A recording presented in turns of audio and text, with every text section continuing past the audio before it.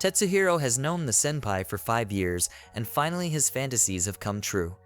He even thought he was asleep for a while.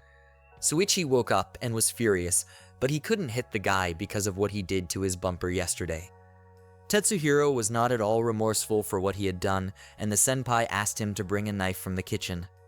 But since the guy refused, he used that unfortunate bottle. He missed but said he'd hit it next time. Tetsuhiro said that Suichi was to blame for everything that happened, since he knew how he felt and yet acted carelessly around him. The man said he just trusted him and the guy attacked him again. Suichi was able to fight back this time and went to the shower to wash away the shame and pain. Tetsuhiro was starting to regret a little bit what he had done. He got through to the senpai's sister and asked her to give him the phone. He said he'd continue researching until Suichi's ass stopped hurting and he could go back to the university. After that, the guy won't appear in front of him again. Tetsuhiro also confessed his love to the man one more time and Suichi hung up. The guy applied for expulsion. After a week, Suichi was able to return to his studies. He was furious because Tetsuhiro had abandoned everything and made a revenge drink. But in a week, the guy never showed up to class. Suichi started to worry about him. He said he didn't want to see him, but he didn't forbid him to go to class. As it turned out, Tetsuhiro wanted to drop out, but he was persuaded to take a leave of absence. In the evening, Suichi came to his house, but no one was home for a long time. No one understood where the guy had disappeared. Senpai checked every day to see if he had returned home. He was angry that the guy stopped seeing his friends because of their fight.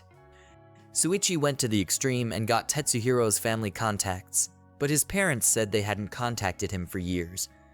Senpai hadn't realized until then how little he knew the guy. He began to miss him. Tetsuhiro had been gone for 2 weeks. Suichi thought about going to the police, but suddenly he heard about a body in the river. It turned out to be a mannequin. Suichi was angry at the guy because of what had happened, but he didn't want to cut all ties with him.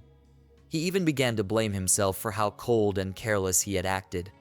He had never felt such a loss and almost gave up, but he finally saw the light in the guy's apartment.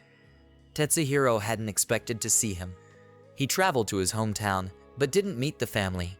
And he wants to leave the university so the senpai won't hate him even more in the future. He only came back to pack his things. Suichi said he's only doing all this to blackmail him. The guy was surprised to hear that the senpai took his disappearance that way. The man started crying and told him how much he was worried about him. Tetsuhiro hugged him and apologized, then kissed him and piled him on the bed. He said he would never be able to hold himself together around the senpai.